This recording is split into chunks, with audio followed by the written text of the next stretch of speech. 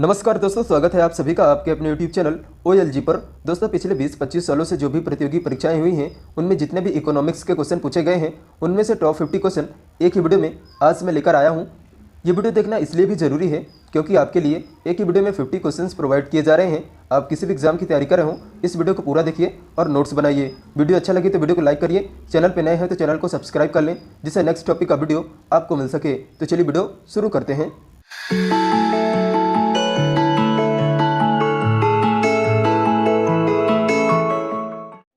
तो आज का हमारा टॉपिक है भारतीय अर्थव्यवस्था से संबंधित महत्वपूर्ण प्रश्न यानी इंडियन इकोनॉमिक्स से रिलेटेड टॉप इंपॉर्टेंट क्वेश्चंस। तो हमारा फर्स्ट क्वेश्चन हो जाएगा, अर्थशास्त्र का जनक किसे माना जाता है? तो साथियों, अर्थशास्त्र का जनक कहा जाता है, इकोनॉमिक्स के फादर माने जाते हैं एडम स्मिथ को।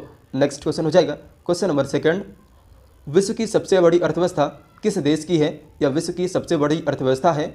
तो साथियों, विश्व की सबसे बड़ी अर्थव्यवस्था है चीन की अर्थव्यवस्था। नेक्स्ट क्वेश्चन हो जाएगा क्वेश्चन नंबर 3, विश्व की दूसरी सबसे बड़ी अर्थव्यवस्था किस देश की है? तो साथियों, विश्व की दूसरी सबसे बड़ी अर्थव्यवस्था है संयुक्त राष्ट्र अमेरिका की यानी यूनाइटेड नेशन अमेरिका की। चलिए आगे बढ़ते हैं, देखते हैं नेक्स्ट क्वेश्चन। क्वेश्चन नंबर 4, भारतीय अर्थव्यवस्था का एशिया में कौन सा स्थान है? तो साथियों, जो भारतीय अर्थव्यवस्था है उसका एशिया में तीसरा स्थान है। चलिए आगे बढ़ते हैं, देखते हैं next question. Question number 5, Samajwadi अर्थव्यवस्था को अपनाने वाला पहला देश है। यह क्वेश्चन काफ़ी ज़्यादा इंपॉर्टेंट है, इसलिए इस क्वेश्चन को जरूर से ध्यान में रखिएगा। तो इसका सही आंसर हो जाएगा रूस देश। समाजवादी अर्थव्यवस्था को अपनाने वाला पहला देश है रूस। नेक्स्ट क्वेश्चन हो जाएगा, निर्धनों की सर्वाधिक संख्या वाला राज्य कौन सा है? तो साथियों, निर्धनों की सर्वाधिक संख्या वाला राज्य है उत्तर प्रदेश। निर्धनों की सर्वाधिक संख्या वाला राज्य है उत्तर प्रदेश। नेक्स्ट क्वेश्चन हो जाएगा क्वेश्चन नंबर 6, पूंजीवादी अर्थव्यवस्था को अपनाने वाला पहला देश कौन सा है? यह क्वेश्चन भी काफ़ी ज़्यादा इंपॉर्टेंट है, इसलिए इस क्वेश्चन को भी ध्यान से देखिएगा। तो पूंजीवादी अर्थव्यवस्था को अपनाने वाला पहला देश है संयुक्त राज्य अमेरिका। नेक्स्ट क्वेश्चन हो जाएगा क्वेश्चन नंबर 7, भारत में पाई जाने वाली अर्थव्यवस्था का स्वरूप है। तो साथियों, इसका आंसर तो आप सभी जानते हैं, जो भारत में अर्थव्यवस्था पाई जाती है वह मिश्रित प्रकार की अर्थव्यवस्था पाई जाती है यानी मिश्रित अर्थव्यवस्था का स्वरूप है। नेक्स्ट क्वेश्चन हो जाएगा, मिश्रित अर्थव्यवस्था को अपनाने वाला पहला देश कौन सा है? यह क्वेश्चन भी काफ़ी ज़्यादा इंपॉर्टेंट है। तो साथियों, मिश्रित अर्थव्यवस्था को अपनाने वाला पहला देश है फ्रांस देश। चलिए आगे बढ़ते हैं, देखते हैं नेक्स्ट क्वेश्चन। क्वेश्चन नंबर 9, भारतीय अर्थव्यवस्था का मुख्य आधार क्या है? तो साथियों, भारतीय अर्थव्यवस्था का मुख्य आधार है कृषि। भारतीय अर्थव्यवस्था का मुख्य आधार है कृषि। नेक्स्ट क्वेश्चन हो जाएगा क्वेश्चन नंबर 10, देश में कृषि कार्य में लगे व्यक्तियों का प्रतिशत है। तो साथियों, भारत देश में जो कृषि कार्य कर रहे हैं व्यक्ति उनका कुल प्रतिशत है 52% यानी 52%। नेक्स्ट क्वेश्चन हो जाएगा, भारत में सबसे पहले चकबंदी कानून कब लागू की गई थी या कहाँ लागू की गई थी? तो साथियों, भारत में सबसे पहले चकबंदी कानून लागू की गई थी सन 1920 ईस्वी में बड़ौदा गुजरात में। चलिए आगे बढ़ते हैं, देखते हैं नेक्स्ट क्वेश्चन। क्वेश्चन नंबर 13, राष्ट्रीय कृषि बीमा योजना कब लागू की गई थी?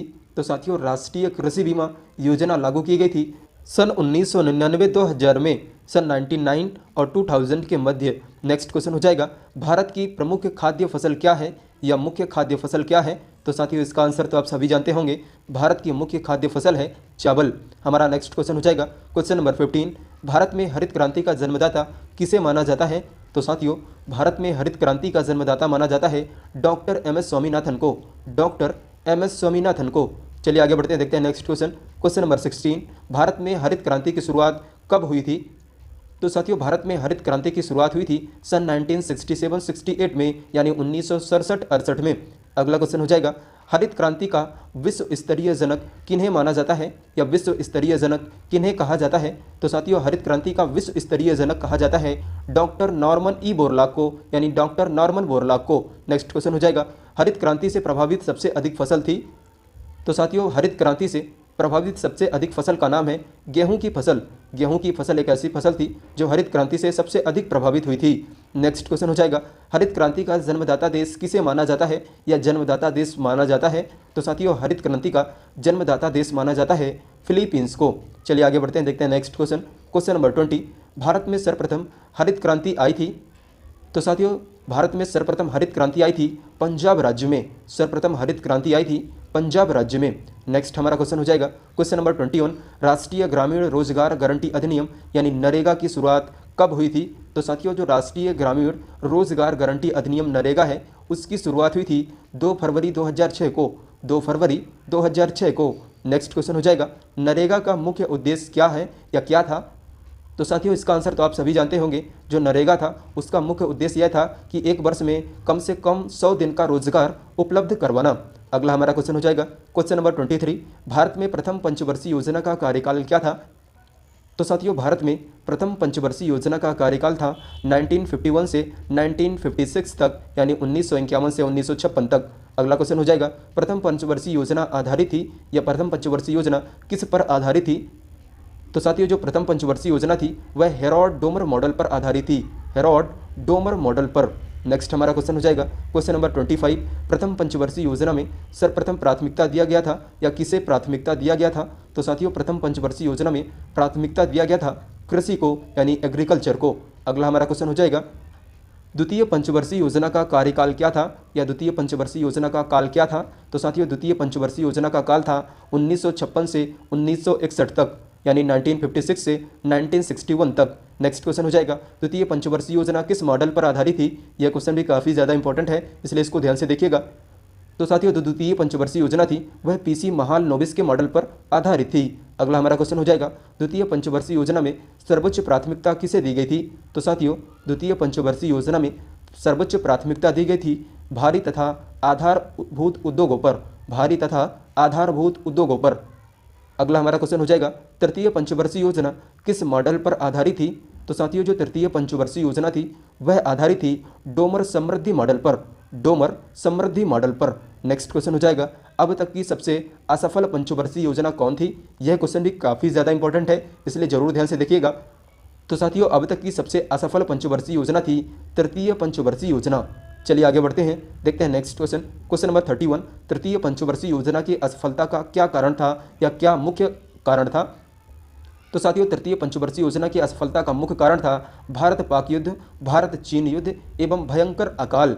अगला हमारा क्वेश्चन हो जाएगा क्वेश्चन नंबर 32, तृतीय पंचवर्षीय योजना का विकास दर लक्ष्य तथा प्राप्ति दर लक्ष्य क्या था। तो साथियों यह क्वेश्चन भी अच्छा खासा है, तो ध्यान से देखिएगा। तृतीय पंचवर्षीय योजना का जो विकास दर लक्ष्य रखा गया था वह रखा गया था 5.6%, जबकि प्राप्ति दर लक्ष्य था 2.8%। यानी सेपरेट रूप से कहें तो विकास दर लक्ष्य था 5.6%, जबकि प्राप्ति दर लक्ष्य था 2.8%। नेक्स्ट क्वेश्चन हो जाएगा चतुर्थ पंचवर्षीय योजना की रूपरेखा किसने तैयार की थी। तो साथियों चतुर्थ पंचवर्षीय योजना की रूपरेखा तैयार की थी D.R. गॉडगिल ने, D.R. गॉडगिल ने।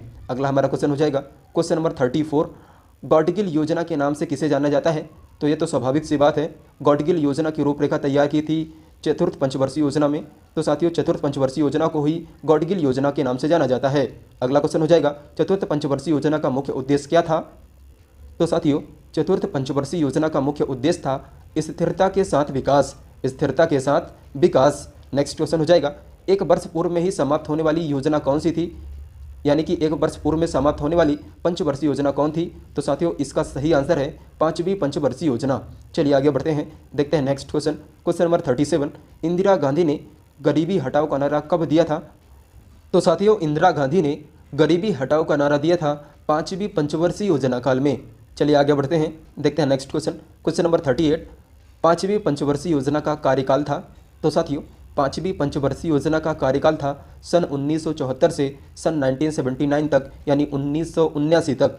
अगला हमारा क्वेश्चन हो जाएगा क्वेश्चन नंबर 39, पांचवी पंचवर्षीय योजना की रूपरेखा किसने तैयार की थी। यह क्वेश्चन भी काफ़ी ज़्यादा इंपॉर्टेंट है, इसलिए इसको भी ध्यान से देखिएगा। तो पांचवी पंचवर्षीय योजना की रूपरेखा तैयार की थी D.P. धर ने। हमारा अगला क्वेश्चन हो जाएगा क्वेश्चन नंबर 40, अब तक की सर्वाधिक सफल पंचवर्षीय योजना कौन थी। सर्वाधिक सफल पंचवर्षीय योजना। तो साथियों अब तक की सर्वाधिक सफल पंचवर्षीय योजना का नाम है आठवीं पंचवर्षीय योजना। अगला हमारा क्वेश्चन हो जाएगा क्वेश्चन नंबर 41, अब तक की सबसे अधिक विकास दर प्राप्ति लक्ष्य वाला योजना कौन था। तो साथियों अब तक की सबसे अधिक विकास दर प्राप्ति वाला लक्ष्य योजना था 11वीं पंचवर्षीय योजना। इसमें विकास दर प्राप्ति लक्ष्य था 7.9%, यानी 7.9%। चलिए आगे बढ़ते हैं, देखते हैं नेक्स्ट क्वेश्चन। क्वेश्चन नंबर 42, काम के बदले अनाज कार्यक्रम कब शुरू किया गया था। तो साथियों काम के बदले अनाज का कार्यक्रम शुरू किया गया था पांचवी पंचवर्षीय योजना काल में, पांचवी पंचवर्षीय योजना काल में। अगला हमारा क्वेश्चन हो जाएगा क्वेश्चन नंबर 43, राष्ट्रीय ग्रामीण रोजगार योजना किस योजना काल में प्रारंभ हुई थी।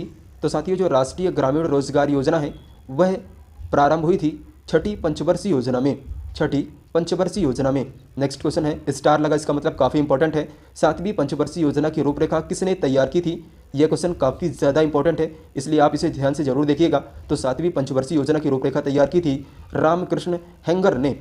साथियों, आपकी जानकारी के लिए बता दें, सातवीं पंचवर्षीय योजना का कार्यकाल था सन 1985 से सन 1990। अगला हमारा क्वेश्चन हो जाएगा, नेहरू रोजगार योजना कब प्रारंभ हुआ था?